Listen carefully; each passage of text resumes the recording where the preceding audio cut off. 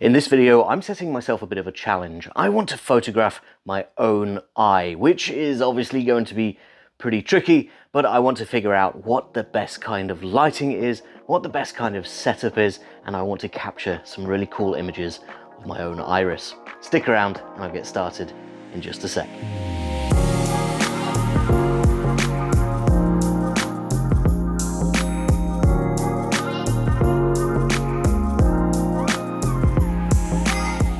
Hi guys, I'm Ben from Adaptalux and welcome to another macro photography tutorial where today I want to shoot my own iris.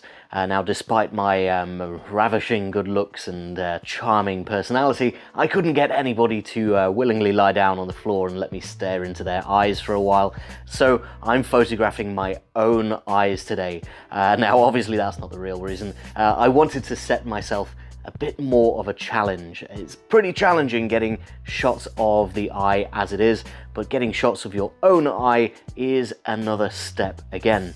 We get asked quite often, what is the best method for shooting the eyes? What is the best type of lighting, flash or LED? Where should I be placing my lights? So I want to endeavor to answer some of those questions today and also try and get some really interesting shots of my own eyes. Now I have some pretty interesting things going on with my eyes. As some of you may know, I have keratoconus, which is a degenerative eye disease which makes my eyes a little bit weird. So I'm hoping to see some evidence of that in my shots today, but if not, it's still going to be a really cool shot of the iris and the surrounding area. I want to capture some of the color, some of the contrast, and some of the interesting things that you generally don't really notice unless you're taking a look at somebody's eye really close up. Now my setup today is going to be really interesting, so let's get started with that.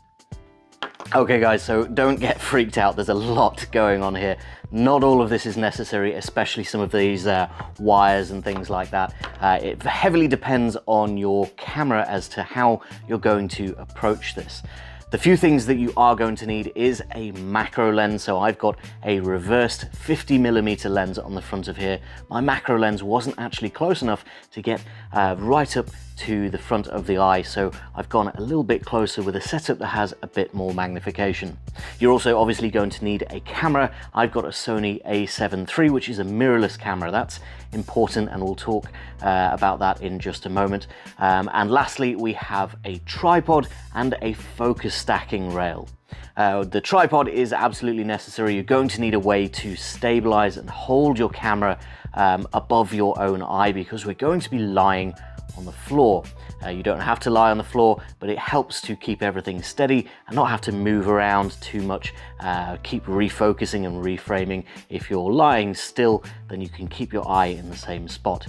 So we're going to be setting up the tripod over the top of my face and looking down onto my eye. The focus stacking rail is not too important, but it really helps with making those fine adjustments to find your eye in the first place, and focusing as well is much easier if you can turn the dials ever so slightly to move the camera up and down. Now onto the wires. First things first, I've got a remote shutter release cable here. You can use maybe your phone or any other type of remote triggering, and you can also just reach up and press the shutter button on your camera if you prefer, but I prefer just having this so that I can lie down and take my photographs at the push of a button without having to fiddle around with my camera too much. The rest of these wires are actually to do with this piece that's attached to my hot shoe. This is a field monitor, so this is actually plugged into the HDMI port of my camera and into the mains, and that is giving my camera a front-facing display. You maybe don't need this. This is a problem with the Sony a7 III. The display on the back of the camera tilts up and down, but it doesn't flip out and turn around to the front. If you've got a camera that has a flip out display so that you can turn it around and see what the camera sees from the front of the camera, then you can just flip your display around and take a look from the front. Mine doesn't have that, so I've got this field monitor pointing forward. It gives me a nice big display so that I can see what my eye looks like, whether or not I'm in focus from the front. A lot of that setup is completely customizable to your needs, especially if you're photographing somebody else's eye instead of your own. A lot of that system and the wires and the monitor, all of that can be done away with. Change your lens and maybe even do away with the tripod depending on your lighting. It's all up to you. Let's talk about our lighting though. That is a big question that we get asked quite a lot when it comes to eye photography. What type of light should I be using? Where should I place it? What size does it need to be? How far away? But let's tackle this one step at a time with that first choice of, do I need to be using flash or LED lighting? Now, there are some big advantages of using flash for iris photography. It's going to eliminate any type of movement. So if you're photographing somebody else's eyes and maybe their head's moving around, they're looking around and the eyes involuntarily move quite a lot anyway, and especially if you've chosen not to use a tripod and you want to hand hold your setup, using a flash is going to be the best option for eliminating any camera shake or movement of the eye. However, it does come with some disadvantages as well, especially if you're photographing your own eye or using a mirrorless camera. Now, the mirrorless camera thing is a bit tricky to explain, but it's to do with the fact that mirrorless cameras are going to show you on the display the exact photograph that you've got. So if you're exposing for a flash going off, you're going to see a heavily underexposed image on the back of your camera until the flash actually fires. This can be really tricky when you're photographing your own eye, especially if you're using a display or a flipped around display like I'm using. You won't be able to focus and compose your shot because everything's going to be exposed for when the flash goes off rather than the ambient light. You won't be able to actually see your eye until you take your shot.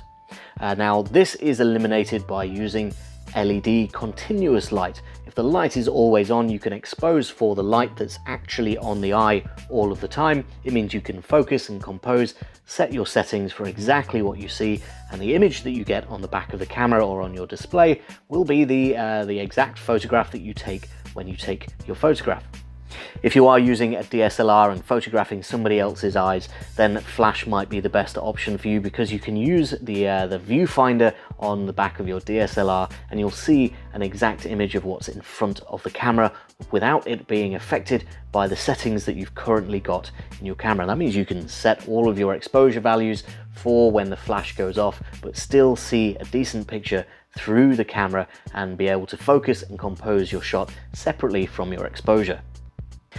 Now, I know that was quite a lot of information, but the conclusion is that I'm going to be using LED continuous light today because I'm using a mirrorless camera and because I'm photographing my own eye. I really want that convenience of being able to see exactly what my image is going to be like before I take my shot.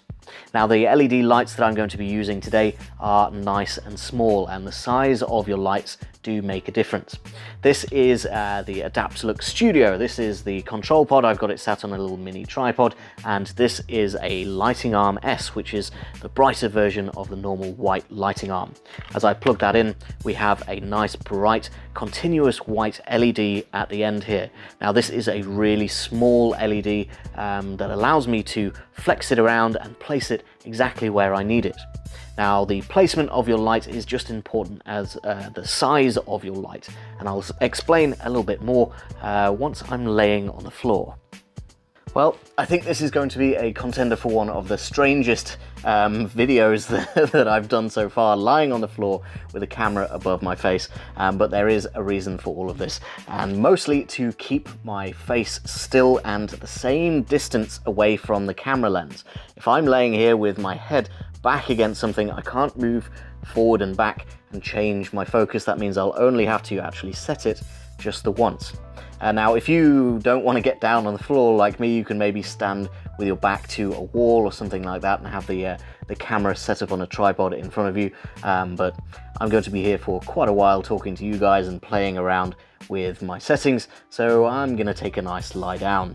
Now, my lighting is going to come in from this side. I'll be photographing my left eye to begin with, so I'm going to bring in my lighting and place it just off to the side of my eye. So then, guys, let's get a live picture of my eye up. where you can see what my eye is doing as I'm talking, and that's really going to demonstrate actually how much the eye moves around just in natural conversation. And remember that I'm lying on my back with my head against the floor, so I'm probably moving a lot less than a live subject would be. If you're hand holding your camera and somebody has just stood up in front of you freely, you're going to have a really hard time to keep their eye both in focus and in frame. Now let's talk about my lighting placement for a moment. You'll see that it's off to the side of my eye. There is a little reflection just on the side of my iris, and that's about as good as it's going to get. That tiny little light source is only giving us a tiny reflection. If my light source was much bigger and up in front of my eye, most of the front of my eye would be one huge reflection, and it would obscure most of that detail in my eye. Now placing my lighting off to the side right now, it's quite comfortable. I'm not going blind, but lighting from the front is definitely a bad idea. You don't want to be shining lights straight into your own eye or anybody else's, because you can cause a lot of damage. So off to the side is the way to go. You'll also notice that there's a lot of contrast on my iris right now.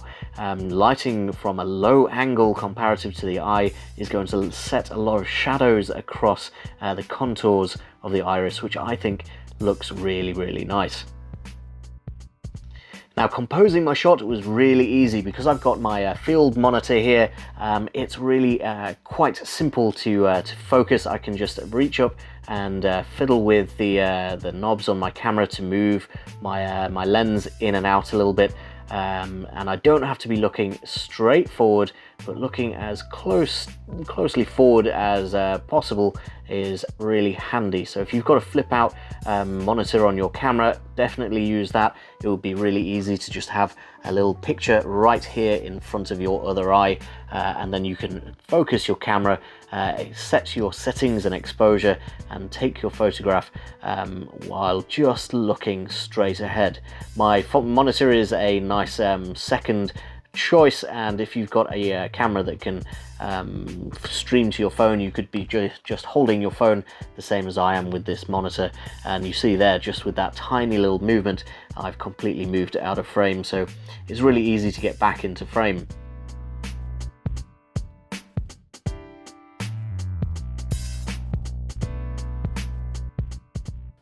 The last thing that I did was actually to edit my photographs a little bit. I took out the center of my eye and all of the surrounding bits and bobs that just distract from that beautiful colored center of the eye. So I've had enough of being down on the floor for today, but I've come back up here to conclude my thoughts. I've been experimenting as I go and trying to figure out whether or not flash or LED is the best option for photographing eyes, and the conclusion that I've come to for photographing your own eye is absolutely LED. Being able to see exactly how your changes are affecting your image is paramount, especially if you're using an external monitor or a live view flipped around. Being able to see the picture as it's being made, placing your light source, moving those reflections around and the shadows across the front of your eye, that's really, really important and absolutely invaluable. I know that eyes and iris photography is a really popular subject, but I am not a doctor, I'm not an optometrist, I don't have all of that expensive medical equipment, so I do think that this is the best method for doing this with normal photography gear. Being able to move your light around is really handy, so something like the Adaptalux Studio with its small flexible light sources is really ideal. Let me know down in the comments whether you have any additional tips or tricks that could help other photographers in capturing their own eye, and I'm sure to be trying more of this in the future, potentially if I can find some friends to let me photograph their eyes. For now, that is all that I've got time for. Thank you very much for watching, and I'll see you next time.